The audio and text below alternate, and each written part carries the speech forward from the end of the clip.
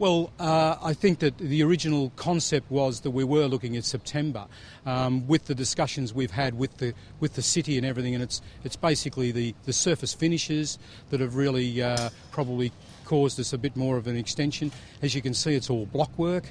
It does take a lot of time to put down. It's a lot slower to put down than what, say, concrete would be, and therefore to actually get the aspirations of the city and make sure that in the future that it does look part of the city and enhances the city, then it just takes a little bit longer to finish off. That news will come as some frustration to a lot of people who use trams right across Greater Manchester. Is there any plan to slash fares or give reduction on season tickets to sort of soften the blow?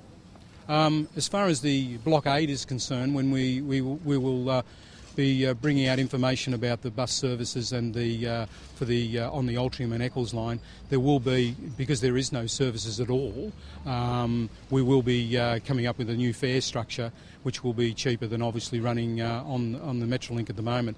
But as far as the city centre is concerned, we believe that we're providing a good service into Victoria and into St Peter's Square, which of course has never been done before. It's always been to GMAX. So we believe we're getting people into the city and we're providing a bus service as well. We know it's an inconvenience, but no, we believe that there will be at this stage no reduction in fare. For people watching, though, that will come as a frustration, because if you went to a hotel, 5-star hotel, and they said to you that for half your stay you can stay in the room you've booked, but because we're improving the hotel, for half your stay you're going to have to stay in the local B&B. You'd expect some reduction, wouldn't you? Well, I mean, you've got to weigh this up. I mean, people have got to put up with some inconvenience when we're trying to improve the system. We just can't.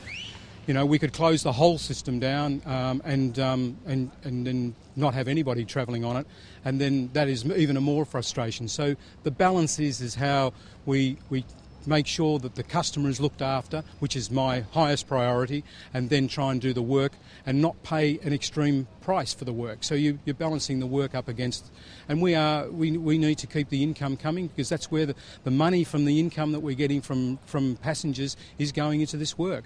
So of course if we start to make things free or we start to cut things down, well then we haven't got as much funding to actually do the improvements. So it is a balancing act, and yes, I know there will be some frustration out there, but we think that we're doing the right thing. And what would you say to people then watching this at home in the evening after they've had a journey into work that's taken a lot longer than they're used to, a journey home that's taken a lot longer than they're used to, and they may be sitting shouting at the screen at the moment? Okay, well, I'd just like to tell them that I catch the tram in each morning, and I'm in the same boat. I get into St Peter's Square and I've got to get there each day. So I'm very keen on making sure that it works well. But yes, it is frustrating, but it's like anything that's frustrating where you're doing something new, is that the big thing about it is it will be better, it'll be new, it will run better, we'll have new trams, new ticket machines and new stops, and we just have to go through that little bit of pain to get there.